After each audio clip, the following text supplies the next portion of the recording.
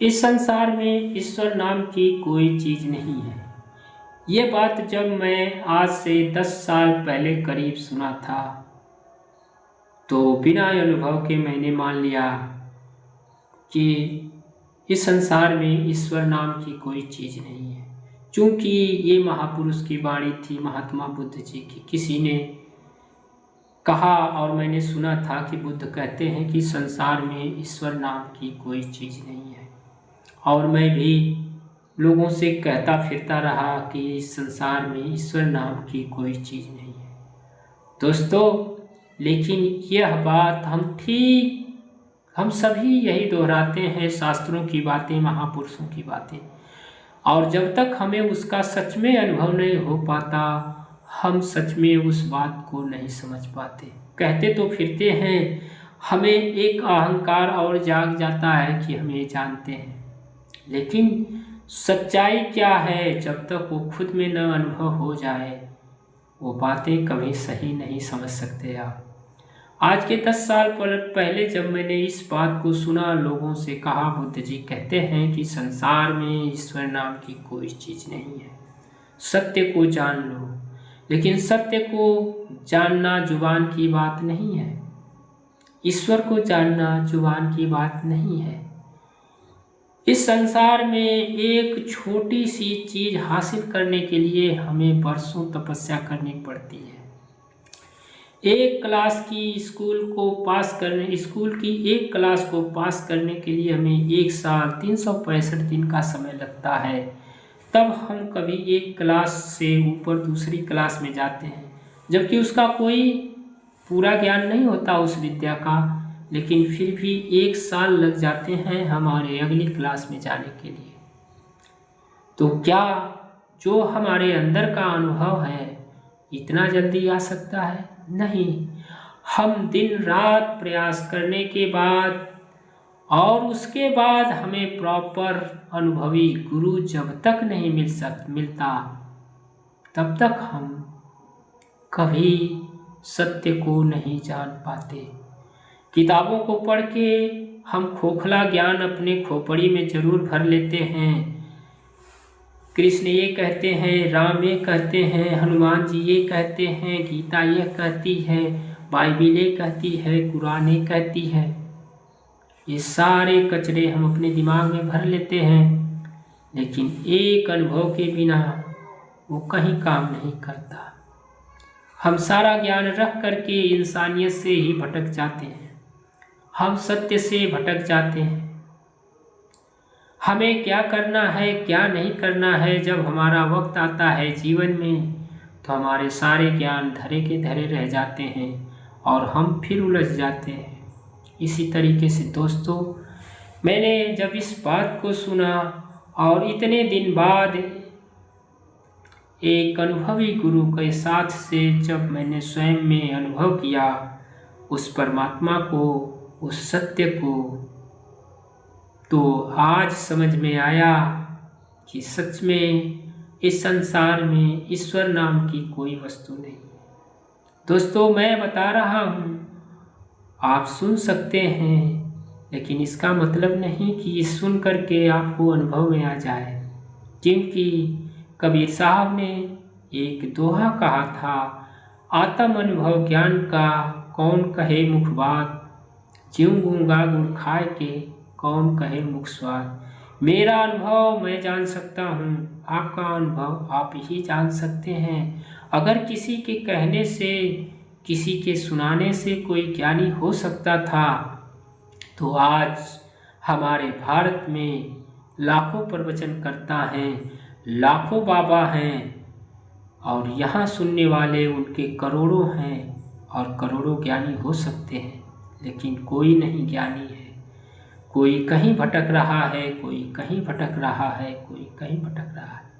ना उसे स्वयं का अनुभव हुआ तो फिर परमात्मा की बात ही क्या। परमात्मा तो काफ़ी दूर है। अपने आप से जब तक हमारा साक्षात्कार नहीं हो सकता तब तक हम परमात्मा की बात कैसे कर सकते हैं।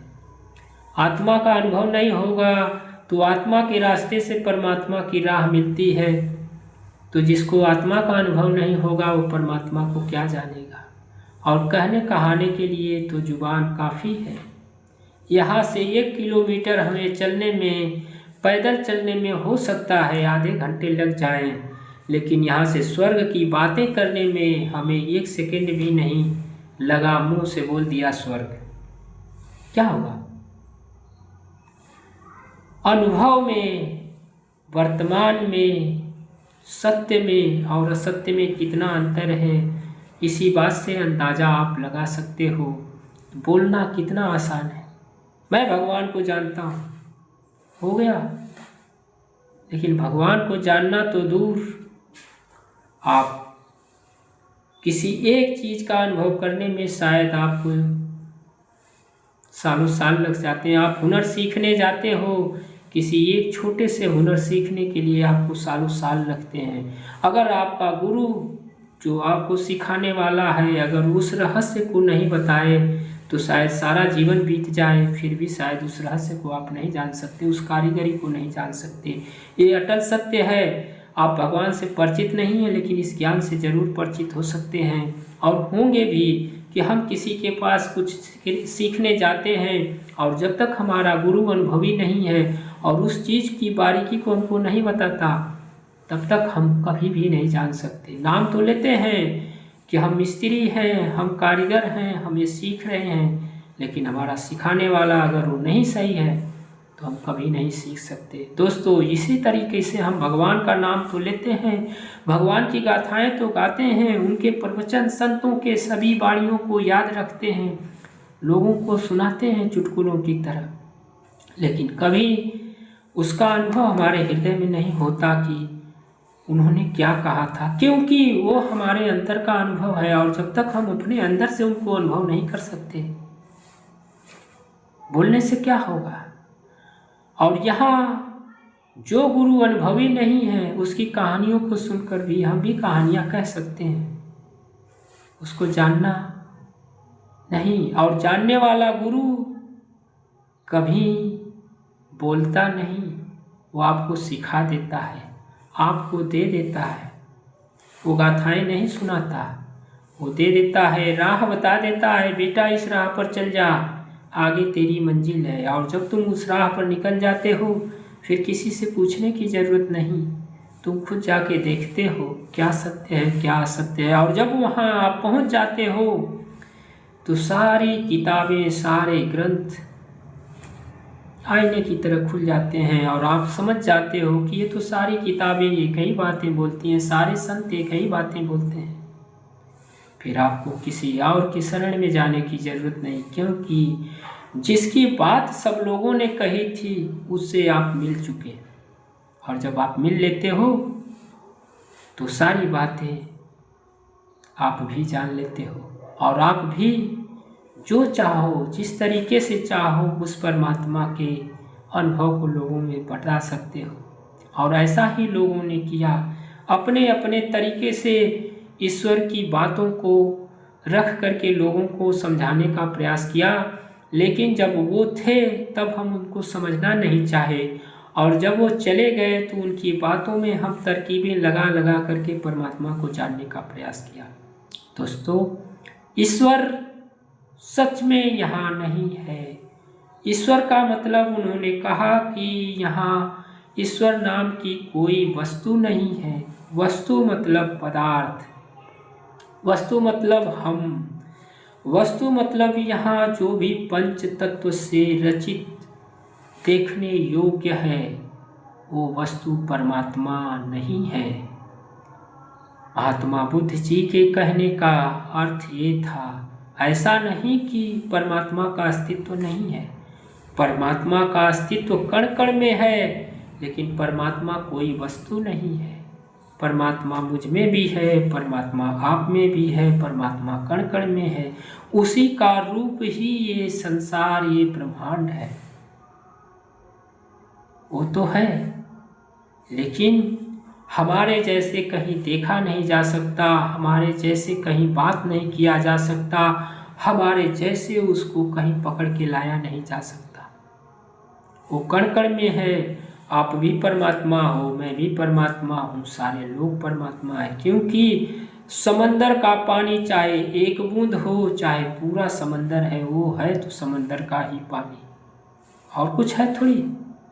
समंदर की एक बूंद उठा लो, वो भी समुंदर का ही पानी है, या पूरे समुंदर में खुद डूब जाओ, वो भी समुंदर का ही पानी है। दोस्तों, इसी तरीके से परमात्मा का एक कण हो, चाहे पूरा ब्रह्मांड हो, वो तो है ही परमात्मा, उसके सिवा वहाँ है ही क्या। दोस्तों, ये हमारी नासमझी है कि हमने अपने आप को परमात्मा से अलग मान रखा है, और जब हम अलग मान के परमात्मा को ढूंढ रहे हैं तो मिलेगा कहाँ। दूरियां तो बन गई तो बन गई, तो हम एक कैसे हो सकते हैं? नहीं हो सकते, कभी नहीं हो सकते। और वजह यही है कि जिन ढूंढा तिन पाइयां गहरे पानी बैठ, जो गहरे आइयों में, अपनी गहराइयों में, अपने अंतरात्मा में उतरा, उसने उस सत्य को जाना और एक होकर के आत्मा से परमात्मा को जान लिया।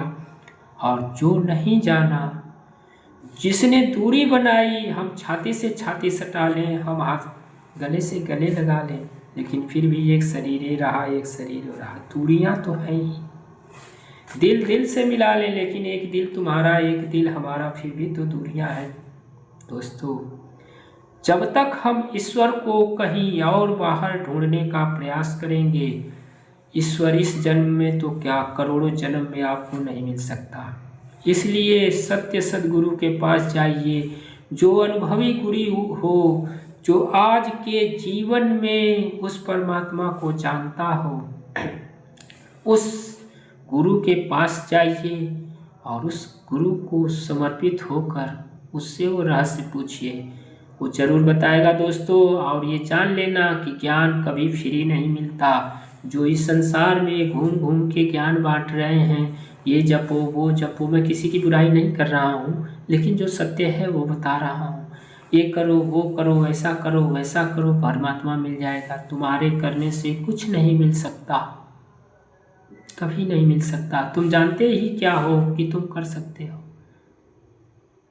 ये तो गुरु की कृपा होती है कि जो बनी बनाई खीर ला के आपको दे देता और आप खा लेते हो। वो ठीक विज्ञान की बात है। जिस तरीके से विज्ञान बहुत परिश्रम से सालों साल मेहनत करने के बाद एक कोई चीज़ पैदा करता है, बनाता है, जो हमारे बीच में ला के दे देता है और हम उसका इस्तेमाल करते हैं। हमको मालूम नहीं उसमें क्या लगाया गया है, लेकिन हम उसकी बटन दबाते हैं, उसको एक क्लिक में सब कुछ देख पा रहे हैं। वो हमारा नहीं, उस वैज्ञानिक की देन है जिसने वर्षों तपस्या करके, वर्षों शोध करके एक ऐसी टेक्निकल चीज़ बनाई, ऐसी शक्तिशाली चीज़ बनाई जिससे हम लाभ ले रहे हैं। ऐसे उस गुरु की महानता है जो वर्षों तपस्या से, वर्षों के मेहनत से उस शक्ति को जगाता है, जो आपको आशीर्वाद रूप देता है। और जब आप उस शक्ति को अपने अंदर प्राप्त कर लेते हो तो आप नहीं जानते कि वो शक्ति कैसे काम करती है, लेकिन वो आपके अंदर काम करना शुरू कर देती है और आप उस सत्य को जान पाते हो। इसीलिए दोस्तों, कबीर जी ने कहा, गुरु कैसा होना चाहिए?